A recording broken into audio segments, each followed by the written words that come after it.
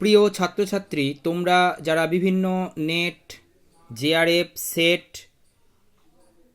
অর্থাৎ college service কমিশনের জন্য প্রিপারেশান নিচ্ছ এবং যাদের সাবজেক্ট এডুকেশান, তাদের জন্যই এই ভিডিও।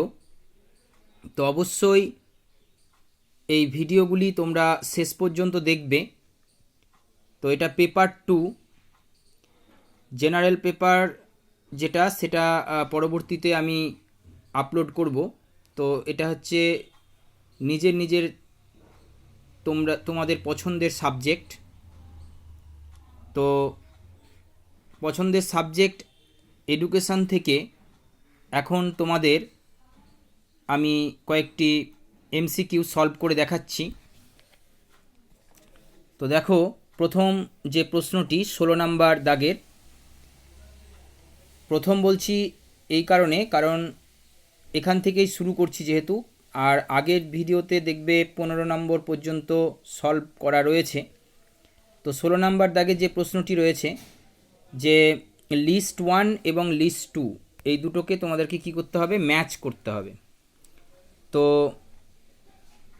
লিস্ট 1-এ দেখো রয়েছে ডেভেলপমেন্ট অফ থিওরিজ। তো ডেভেলপমেন্ট অফ থিওরিজ এই লিস্ট 2 এর সঙ্গে যেটা ম্যাচ করবে সেটা হচ্ছে অ্যাপ্লাইড রিসার্চ। ঠিক আছে।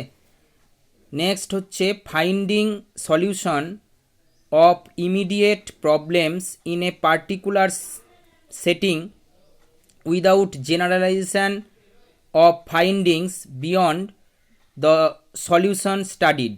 এটার সঙ্গে ম্যাচ করবে 3 নাম্বার, যেটা হচ্ছে অ্যাকশন রিসার্চ। তারপরে অ্যাডাপ্টেশন অফ থিওরিজ, এটা ম্যাচ করবে তোমার অ্যাসেসমেন্ট স্টাডিজের সঙ্গে। ঠিক আছে। নেক্সট হচ্ছে no hypothesis are proposed or tested, এইটা ম্যাচ করবে তোমার বেসিক রিসার্চের সঙ্গে।